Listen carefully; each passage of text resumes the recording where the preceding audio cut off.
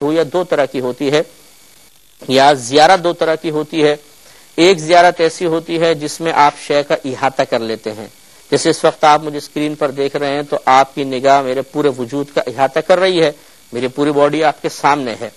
اور ایک زیارت ہوتی ہے جس میں رویت تو ہو جاتی ہے، دیدار تو ہو جاتا ہے، لیکن ہماری آنکھ اس شے کا احاطہ نہیں کر پاتی.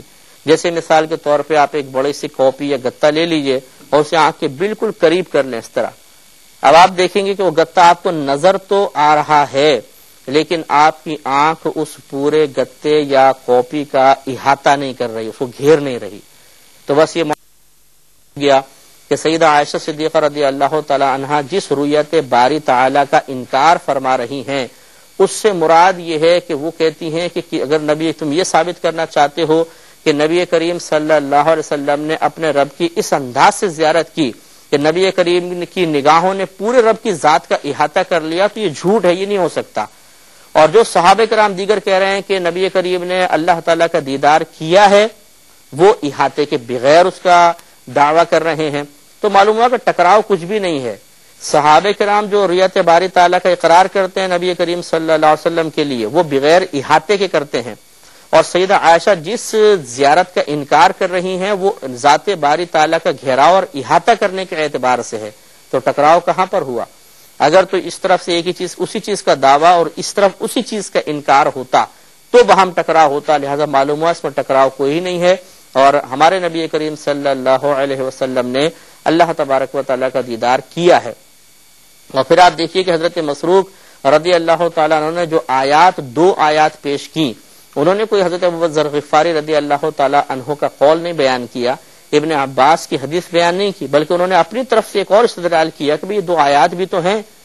تو سید عائشہ نے فرمایا کہ ان دو آیات کے بارے میں تو سوال کیا تھا، اس سے رویت باری تعالیٰ ثابت نہیں ہوتی. ٹھیک ہے، لیکن ان احادیث کریمہ کا کیا ہوگا کہ جس میں حضرت ابوذر غفاری رضی اللہ تعالیٰ عنہ نے باقاعدہ سوال کیا کہ رسول اللہ کیا آپ نے اپنے رب کو دیکھا؟ اگر نفی کرنی ہوتی سرکار فرماتے ہیں کہ میں نے اس کو نہیں دیکھا، ختم بات، بالکل واضح سی بات تھی. لیکن سرکار نے فرمایا نور انی اراہ، وہ ایک نور ہے، بے شک میں نے اس کو دیکھا.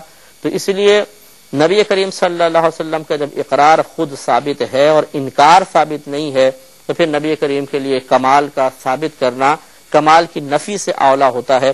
لہذا معلوم ہوا کہ آپ نے اللہ تبارک و تعالیٰ کا دیدار کیا ہے. اور یہ بات ضرور بس آپ یاد رکھیے گا جو علامہ آلوسی رحمۃ اللہ علیہ کے حوالے سے ہم نے لکھی روح المعانی، یہ مشہور تفسیر قرآن ہے. اس آیت کے تحت کہ آپ نے ادراک شے کا معنی بتایا کہ کسی بھی شے کا ادراک کرنے کا مطلب یہ ہے کہ انسان اس شے کی انتہا تک پہنچ جائے اور اس انداز سے اس شے کو وہ دیکھے یا پالے کہ اس کا احاطہ کر لے مکمل طور پہ. یہ شے کا ادراک ہوتا ہے، یہ شے کا علم ہوتا کہلاتا ہے. ادراک کو علم بھی کہتے ہیں بسا اوقات، لیکن جب ادراک کا لفظ استعمال کریں گے تو کسی شے کا اس انداز سے علم کہ آپ مکمل طور پر اس شے کی انتہا تک پہنچ جائیں اور اس شے کا مکمل طور پہ گھیراؤ یا احاطہ کر لیں. اور یقینی سی بات ہے کہ اس کا کوئی بھی اقرار نہیں کرتا کہ اللہ تبارک و تعالیٰ کی زیارت اس اعتبار سے ہوگی کہ اللہ کی ذات ہماری نگاہوں کے احاطے میں آ جائے گی. ذات باری تعالیٰ تو تصور میں نہیں آ سکتی ہے، نگاہوں کے احاطے میں کیسے آئے گی؟ اس لیے ہم نے آپ کو پچھلی مرتبہ عرض کیا تھا اور بہت ساری جو روایات عرض کی تھی کہ میدان محشر میں اللہ تبارک و تعالیٰ کی زیارت ہوگی، پھر جنت کے اندر بھی اللہ تبارک و تعالیٰ اپنا دیدار کروائے گا. بلکہ نبی کریم صلی اللہ علیہ وسلم نے باقاعدہ صحابہ کرام سے فرمایا کیا تم اس 14ویں رات کے چاند کے دیکھنے کے بارے میں شک کرتے ہو؟ عرض کی نہیں. تو آپ نے شاید فرمایا بس تم اسی طریقے سے اپنے رب کی زیارت کرو گے. تو اللہ تعالیٰ کی زیارت جو ہے ایک بہت بڑا راز ہے. حقیقتاً اس کی حقیقت تک اور اس حقیقت کو الفاظ کی شکل میں بیان کرنا یہ ہمارے لیے ممکن ہی نہیں ہے. نہ ہم حقیقت تک پہنچ سکتے ہیں، نہ اس حقیقت کو الفاظ کی شکل میں بیان کر سکتے ہیں. کی وجہ سے گفتگو ہوئی تھی کہ اللہ تبارک و تعالیٰ کے لیے دور و نزدیک کچھ بھی ثابت نہیں ہم کر سکتے کہ ہم اللہ سے دور ہیں، نزدیک ہیں. اگرچہ قرآن میں فإنی قریب کے الفاظ ہیں کہ بے شک میں اپنے بندوں سے قریب ہوں، لیکن وہ اپنی رحمت کے اعتبار سے، اپنی توجہ کے اعتبار سے قریب مراد ہے، نہ کہ اپنی ذات کے اعتبار سے کہ اللہ تعالیٰ ایسا نہیں ہے کہ جسمانیت رکھتا ہے. اور جس طرح ہمارے اطراف میں بہت سارے اجسام ہوتے ہیں، دیوار ہے، کھڑکی ہے، دروازہ ہے، تو ہم کہتے ہیں وہ مجھ سے دور ہے، یہ مجھ سے قریب ہے. ایسا تو اللہ کی ذات پاک کو ہم گمان کر ہی نہیں سکتے، اس لیے کہ لیس کمثلہ شیء، اللہ کی مثل کوئی شے نہیں ہے۔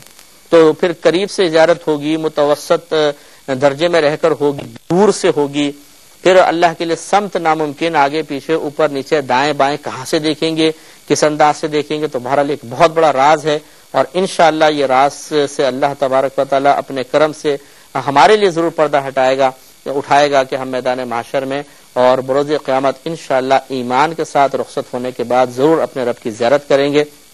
اللہ تعالی ہم سب کو اس سعادت سے سرفراز فرمائے، آمین۔ وآخر دعوانا ان الحمد للہ رب العالمین۔